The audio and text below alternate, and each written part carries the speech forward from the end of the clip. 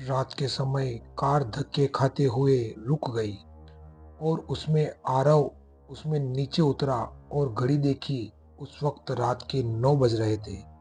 फिर उसने कार का बोनेट खोला और उसे ठीक करने की कोशिश करने लगा, लेकिन गाड़ी स्टार्ट नहीं हो रही थी।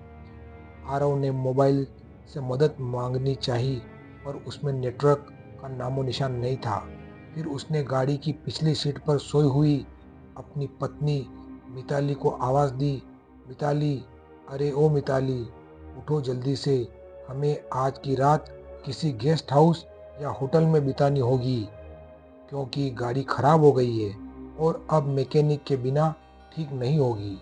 हमेशा की तरह मिताली नींद में ही बड़बड़ाई है हुई उठी, आरव तुमसे एक काम ढंग से नहीं होता।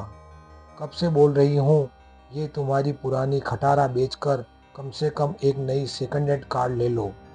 जवाब में आरव बोला, खरीद लेते हैं माता रानी, अब तुम अपना बैग उठाओ और चलो कहीं रात गुजारने का जुगाड़ करते हैं। फिर दोनों जंगल की कच्ची सड़क छोड़ के मेन हाईवे पर आ गए। उसी वक्त उन्हें जंगल में दूर कहीं भेड़िए के रोने की आवाज़ें आने लगी। वो भेड़ियों आवाज़ें उस काली रात को और भी डरावना बना रही थी। दोनों लगभग आधा घंटा चलते रहे, पर उन्हें न कोई लिफ्ट मिली न कोई होटल। मिताली बोली, आरव, तुम्हारे बेवकूफ दोस्त मिंटू ने ये कौन से वीराने में फार्म हाउस खरीद रखा है। इस पर आरव कुछ कहता उससे पहले ही आसमान में जबरदस्त बिजली कड़की। उस आवाज से डरी हुई मिताली आरव के सीने से लिपट गई। उस वक्त आरव के चेहरे पर एक मुस्कान चमक गई। तेज बारिश के आसार नजर आने लगे थे। तभी चलते चलते बिजली की चमचमाती तेज रोशनी में उन्हें एक पुरानी हवेली दिखाई दी। वह दोनों तेजी से दौड़ते दौड़ते उस हवेली के नजदीक पहुंचे। हवेली के गेट पर कोई वॉचमैन नजर नहीं आया, इसीलिए वह दोनों गेट खोलकर हवेली के मुख्य दरवाजे के पास पहुंचे। दरवाजे पर डोर बेल के नाम पर एक पुरानी रस्सी किसी सांप की तरह लटक रही थी। उस रस्सी को आरव ने 2-3 बार खींचा, लेकिन अंदर से किसी की घंटी की आवाज नहीं आई। फिर मिताली ने दरवाजे पर खटखटाने के लिए अपना हाथ आगे बढ़ा ही रही थी कि उससे पहले ही अंदर से एक भारी आवाज आई, अंदर आ जाओ, दरवाजा खुला है। उन्हें दोनों को यह बात अजीब लगी, क्योंकि अंदर से किसी भी घंटी की आवाज नहीं आई और न ही उन दोनों की कोई आवाज थी। फिर वह दोनों दरवाजा खोलकर अंदर गए। दरवाजे के ठीक सामने झूले पर एक आदमी शाही अंदाज में सिगार पी रहा था। उन्हें देखते ही आरव बोला, सर, हम यहाँ से कुछ ही किलोमीटर दूर हमारे दोस्त का फार्म हाउस देखने जा रहे थे, पर बीच रास्ते में हमारी कार खराब हो गई और मदद बुलाने के लिए मोबाइल में नेटवर्क भी नहीं है। क्या हम आपके फ़ोन से एक कॉल कर सकते हैं? झूले में बैठे उस आदमी के चेहरे पर कोई भाव नहीं दिखा था। उसने कहा, जरूर कीजिए, टेलीफोन ऊपर के आखिरी कमरे में है। आरव ने पहले परिचय देना उचित समझा। उसने कहा, मेरा नाम आरव है और मेरी पत्नी मिताली। जवाब में वह आदमी बोला, मेरा नाम दादा ठाकुर है, मैं इस हवेली का मालिक हूँ।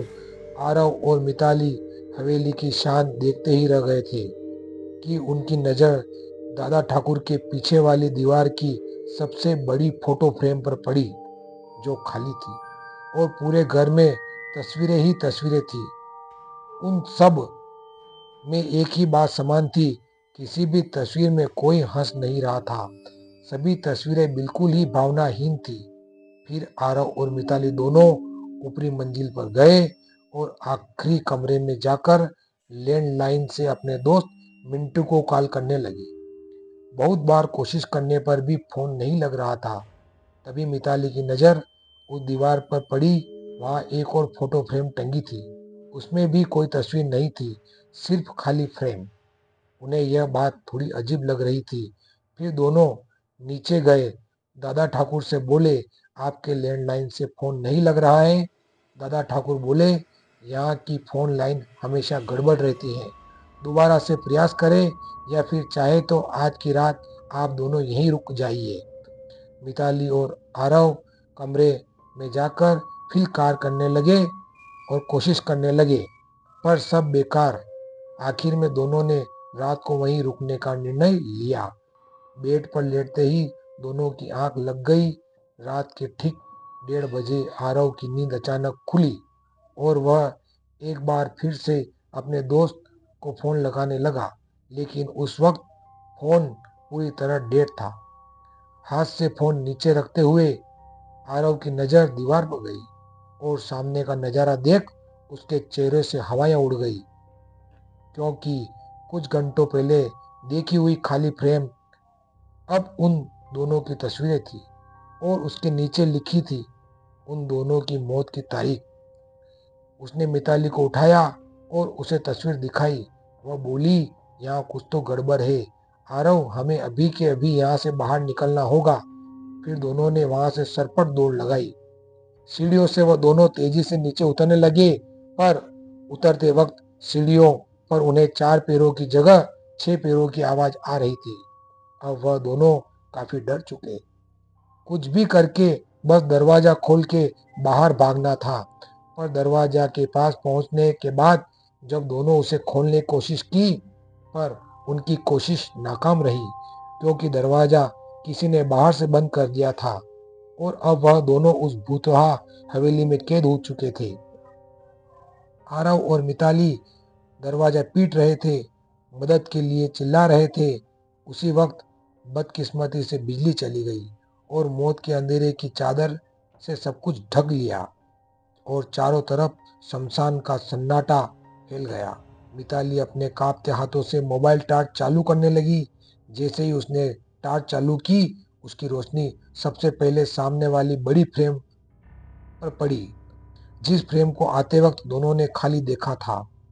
उस खाली फोटो फ्रेम में अब झूले पर बैठे दादा ठाकुर की तस्वीर शैतानी मुस्कान दे रही थी और अगले ही पल दादा ठाकुर तस्वीर से धीरे धीरे गायब होने लगे और उसके नीचे लिखा हुआ था, झूला बिना हवा के झूलने लगा। उस भयानक मंजर को देखकर मिताली की गिग्गी बढ़ गई और आरव बस बेसुध देखता ही रहा। कुछ ही पलों में मोबाइल भी स्विच ऑफ हो गया। अब तक उजाले में मिताली और आरव को वहां एक दूसरे के सांसों की आवाज आ रही थी, पर अब अंधेरे में उन्हें और कई सारे लोगों की सांसों की आवाज सुनाई दे रही थी। एक एक करके सभी आवाजें नजदीक आने लगी और कुछ ही पलों में दर्द भरी चीख के साथ उन दोनों की तस्वीर भी बाकी तस्वीरों के साथ हवेली की दीवार पर टंग गई और दादा ठाकुर झूले पर बैठे सिगार पीते हुए किसी और मेहमान का इंतजार करने लगे। तो मित्रों, आपको मेरी यह कहानी कैसी लगी है? अगर अच्छी लगी हो तो प्लीज़ मेरे चैनल को सब्सक्राइब जरूर करिए, शेयर करिए, लाइक करिए, कमेंट करिए। एक नई स्टोरी के बाद आपसे कल फिर मुलाकात होगी।